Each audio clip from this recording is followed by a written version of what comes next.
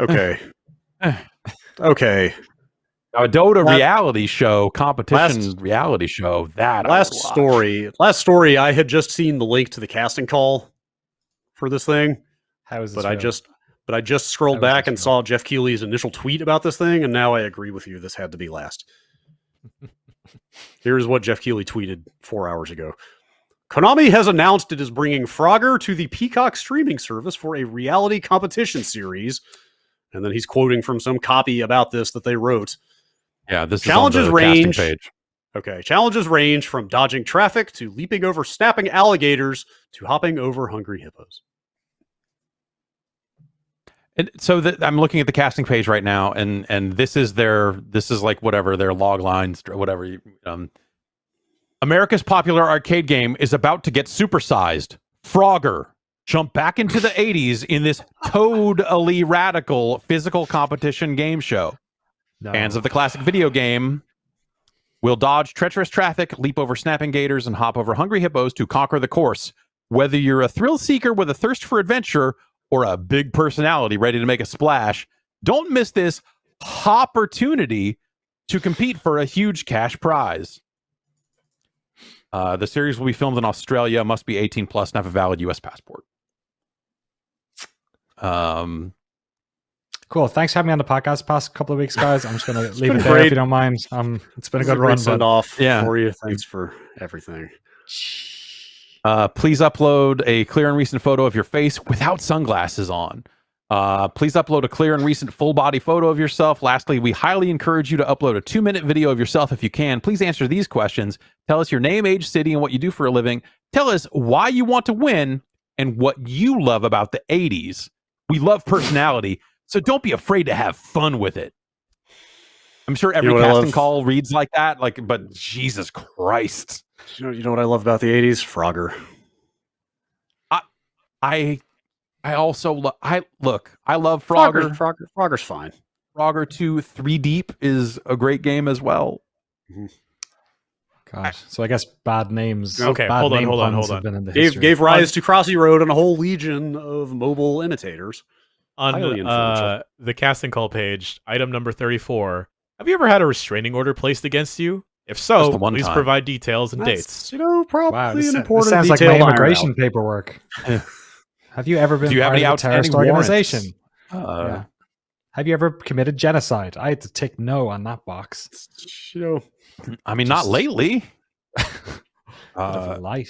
Mento in the chat asks, "Is this Frog Fractions 4?" I think that's the only. Maybe possible answer. Finally, now I finally understand what separates streaming services from cable, and it's alligators. I don't think they can do live alligators. I don't think they can do live alligators even on cable, but on streaming service, why not? No, they did. I mean, Takeshi's Castle was this, right? I mean, Wipeout was maybe not live alligators, but this has been done. This is just bringing back that show format, right? I mean, but only have they? Is the well empty now? Because that's all you do in Frogger, right? Roads, alligators. You pick up a lady frog to take with you, to get bonus points. There are snakes sometimes crossing the road you have to avoid. There are turtles that you need to jump on their backs. Take it back. They can pull from here creatively. I mean, if you get into Frogger 2 stuff, that game starts underwater, so you've got fish you have to dodge on your way up. But then you get up to land, the surface level, and that's more like traditional Frogger. But then you go up into the sky, and you're jumping on the backs of birds and bouncing off clouds like Ice Climber or some shit. What if it's Frogger the Great Quest for the PS2 instead? Yeah. What if they have you go on a full adventure where you're spitting spit at flies and stuff? Well, then I don't think they would be like, "Do you love the 80s, bro?" Is Michael Ian Black hosting this? Because he loves the 80s. I guess he loves the 90s more, but just Mo Rocca. What's that guy doing? Get him hosting this. What is Mo Rocca doing? What is Mo Rocca doing? That's a good question. I'm going to go search for his name right now. Let's get them on the Bombcast. Oh, you mean Maurice Alberto Rocca? The same. Let's see. Still a correspondent for CBS Sunday Morning. Okay. That gadfly. America's most watched Sunday morning program. Well then. Let's see. What else is he up to? He is a regular panelist on the radio quiz show Wait, Don't Tell Me. He is. Yeah. Also the moderator of National Geographic Society's National Geographic B. Great. Keep him busy. That's awesome. Yeah, it's my rocket. Yeah, I don't understand, like, Frogger of all things. Fucking Frog. Like, this is what Konami's doing. Yeah, this right? is what Konami does. They They don't make video games anymore. This is what they do. Didn't we talk last week that they were having like a whole like rethink of what they were doing? Yeah. Like, we're going to start making video games again. And you're like, oh, what? Okay. Yeah. I mean, you could do, yes, sure. Why not do another take on Wipeout or Takeshi's Castle or any of those like physical challenge, like American Ninja style shows? Like, fuck it. Those were always fun to watch. I think Fall Guys Takeshi, based on that. Yeah. Like it's clearly a show format that people will watch, and I think you could sure, that still works today. Why not do it? Especially for something like Peacock that is just like seemingly desperate.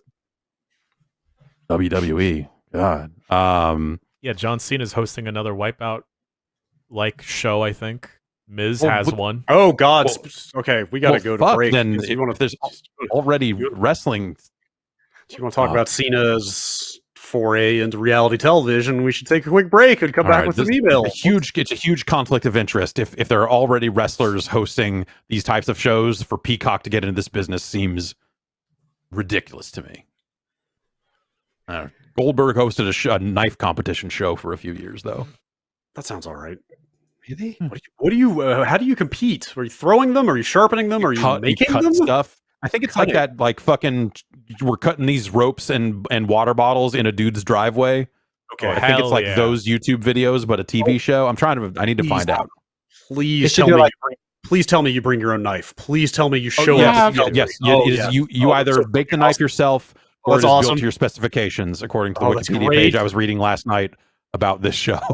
Did anybody ever show up with novelty knives? They have to. Somebody has to. I need to. Yeah, someone has to be like, I got an idea for a better knife. I built a better knife, and I'm going to put it to the test here on your program, Bill Goldberg. I have got to see this. There's 2 seasons of the show, and it's called Forged in Fire: Knife or Death. Knife or death. Knife or death. Knife or death. Knife or death. Oh my God. Oh man. I was so sure we had a title for this episode that I already typed it into the CMS, but here we are. I'm going to have to go in there and edit it now. Let's take a break. We'll be back with some emails in like 2 minutes.